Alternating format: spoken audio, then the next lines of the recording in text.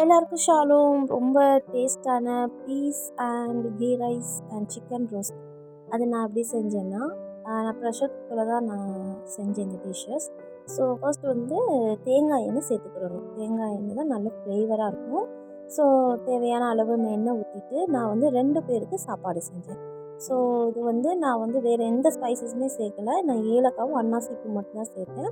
அது லைட்டாக ஆயிலில் பொரிஞ்ச உடனே நம்ம வெங்காயம் ஆட் பண்ணிக்கிடணும். கொஞ்சம் கூடுதலாக போட்டாவே நல்லா டேஸ்ட்டாக இருக்கும். நான் கொஞ்சம் அது 2 பேருக்குன்னா நான் வந்து 2 ஆனியன் போட்டுக்கிட்டேன். ஸோ அதுக்கப்புறம் கறி லீஃப் அவ்வளோதான். இது 2யும் போட்டு நல்லா வதக்கி எடுக்கணும்.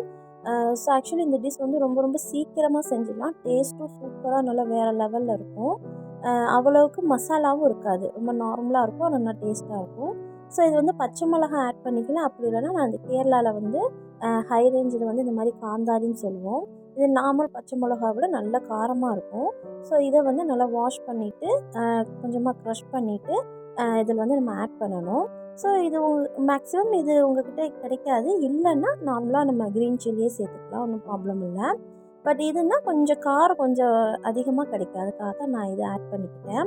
ஸோ இப்போ வந்து க்ரஷ் பண்ணி இதை ஆட் பண்ணியாச்சு. இப்போ வந்து வெங்காயமும் அந்த அந்த குட்டி அந்த பச்சை மிளகாவும் நல்லா வணங்கி வரட்டும். ஸோ அது வணங்குறதுக்குள்ள நான் போய் கொஞ்சம் புதினாலாம் பறிக்க வேண்டியது இருக்குது. ஸோ புதினா பறிச்சுட்டு வந்துடுவேன். ஸோ இந்த டிஷ்க்கு வந்து நான் கொத்தமல்லி ஆட் பண்ண மாட்டேன். புதினா மட்டும் தான் நான் சேர்த்துக்கிடுவேன். ஸோ புதினா வந்து பறிச்சாச்சு. ஸோ புதினா பறிச்சுட்டு வர்றதுக்குள்ளே இங்கே வெங்காயம் நல்லா வணங்கிருச்சு. ஸோ நம்ம பீஸ் ஆட் பண்ணிக்கலாம். ரொம்பவும் ஆட் பண்ண வேண்டியது தேவையில்லை. ஒரு மீடியம் சைஸ் ஆட் பண்ணால் போதும். இப்போ பீஸும் வெங்காயமும் நல்லா வணங்கட்டும். இப்போ புதினா வந்து ஆட் பண்ணிக்கலாம். அதோட இஞ்சி பூண்டு பேஸ்ட்டு. ஸோ இதெல்லாம் சேர்த்து நல்லா வணங்கட்டும். இஞ்சி பூண்டு பேஸ்ட்டு ஃபஸ்ட்டே போடணும்னு அவசியம் இல்லை. இந்த டிஷ்க்கு வந்து கொஞ்சம் ஃபைனலாக போடுங்க. ஏன்னா அந்த இஞ்சி பூண்டு அந்த ஃப்ளேவர் வந்து அப்படியே இருக்கும். அதுக்காக தான் லாஸ்ட்டாக போடுறது. இப்போ எல்லாம் வணங்கினதுக்கப்புறமா நம்ம அளவு தண்ணி ஊற்றிக்கலாம். தண்ணி நல்லா பாயில் பண்ணதுக்கப்புறம் அரிசி போடுங்க. அப்போ நல்லா சாஃப்டாக இருக்கும் ரைஸு. நல்லா பாயில் ஆகிடுச்சு. இப்போ நான் அரிசி போட்டுக்கிறேன். ஸோ ஃபைனலாக தான் நம்ம வந்து கீ ஊற்றணும். ஃபஸ்ட்டே கீ ஊற்ற வேண்டாம். நம்ம வந்து குக்கரில் மூடி போடுறதுக்கு முன்னாடியே நம்ம கொஞ்சமாக மேலாப்பில் அப்படி கீ ஊற்றினா போதும். இப்போ சிக்கன் ரோஸ்ட் நான் பண்ண போகிறேன். ஸோ அதுக்கு வந்து கோகோனட் ஆயில் தான் இதுக்கு ஊற்றிக்கிட்டேன். கோகோனட் ஆயில் ஊற்றிட்டு பெரிய வெங்காயம், கருவேப்பிலை இதை போட்டு நல்லா வதக்கிடணும். உப்பு போட்டு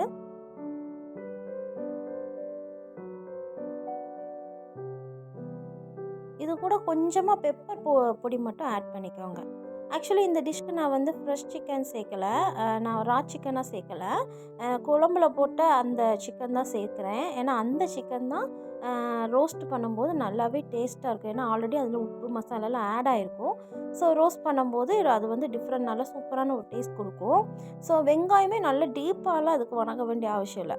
ஒரு மீடியம் அளவுக்கு வணங்கினா போதும். அப்போ தான் அந்த சிக்கனோட அந்த வெங்காயமும் சேர்த்து சாப்பிடும்போது அந்த வெங்காயத்தோட டேஸ்ட் வந்து தனியாக தெரியும். அதுக்காக தான் டீப்பாக வணங்கிடுச்சுன்னா அந்த பெரிய வெங்காயத்தோட டேஸ்ட் வந்து தனியாக தெரியாது. இப்போ வந்து சிக்கன் சூப்பராக ரோஸ்ட் ஆகிடுச்சு.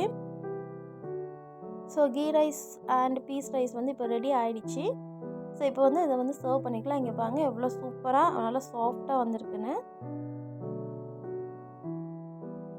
அவ்வளோதான் மக்களே, ரொம்ப அருமையான லன்ச் வந்து எங்களுக்கு ரெடி ஆயிடுச்சு. இது நீங்களும் ட்ரை பண்ணி பாருங்கள். கண்டிப்பாக ரொம்ப டேஸ்ட்டாக இருக்கும். என்னோடய வீடியோஸ் பிடிச்சிருந்தா லைக் அண்ட் சப்ஸ்கிரைப் பண்ணுங்கள். நன்றி.